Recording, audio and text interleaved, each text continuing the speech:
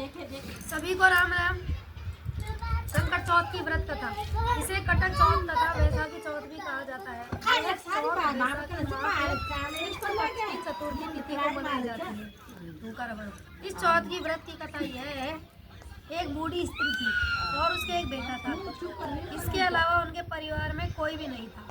बेटा गाय चराता था। वह बूढ़ी माता अपने बेटे के लिए पूरे वर्ष के 12 महीनों का चौथ का व्रत किया करती थी। बूढ़ी माता प्रत्येक चौथ व्रत के दिन चूरमे के 5 लड्डू बनाती थी।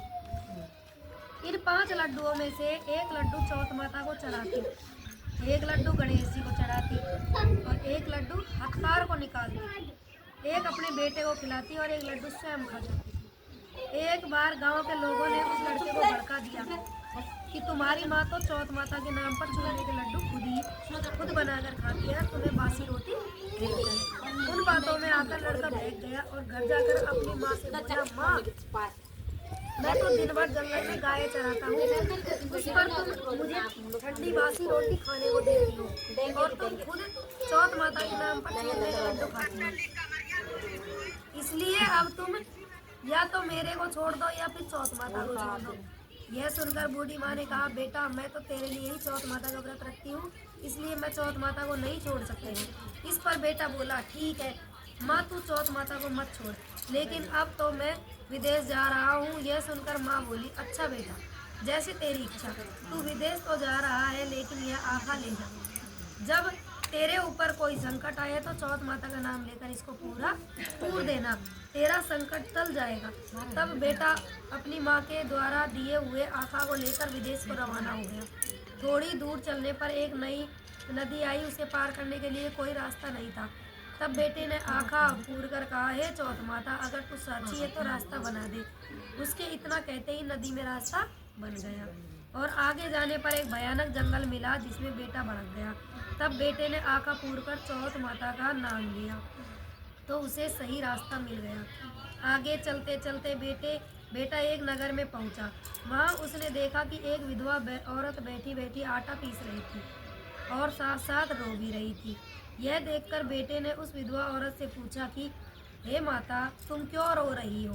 तब वह विधवा औरत बोली कि हमारे नगर का राजा अपने अभाव में एक आदमी को चिनवाता है और तब उसका हाव पकता है। उस हाव में चिनवाने के लिए प्रजा में से आदमी बुलाए जाते हैं।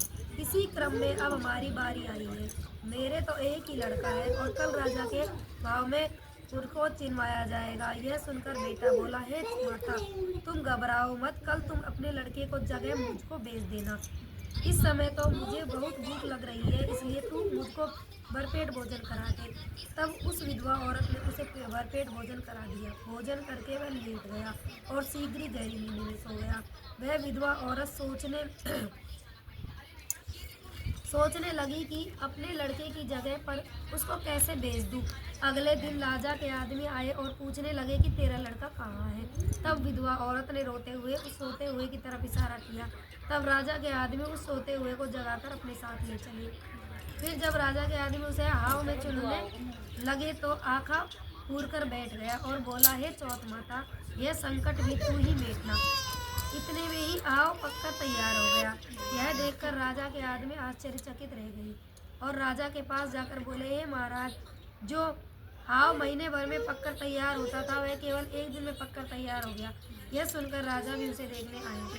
जब राजा के आदमी हाव के कलशों को उतारने लगे तो अंदर से आवाज आई, धीरे धीरे उतारो, अंदर मैं हूँ।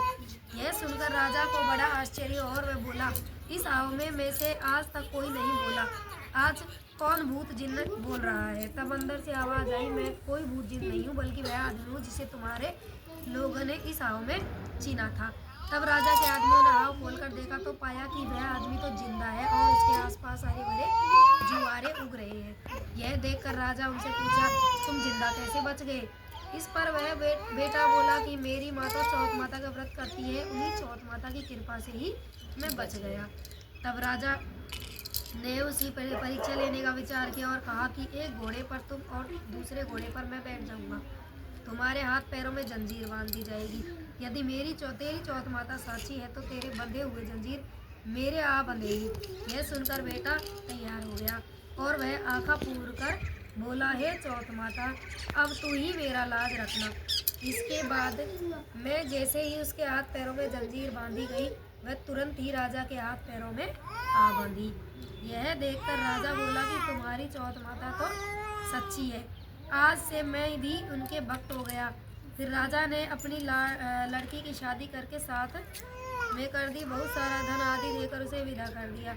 जब वह अपने गांव के पास में पहुंच गए तो उसे देखकर गांव के लोग दौड़ते हुए उसकी माँ के पास आए और बोले, अरे हे माई, तेरा लाडला बेटा बहू लेकर आ रहा है। तब वह बूढ़ी स्त्री बोली, मेरे इकलौते बेटे को तो तुमने भड़काया भगा दिया, अब मेरे भाग्य में बेटे बहू कहाँ है।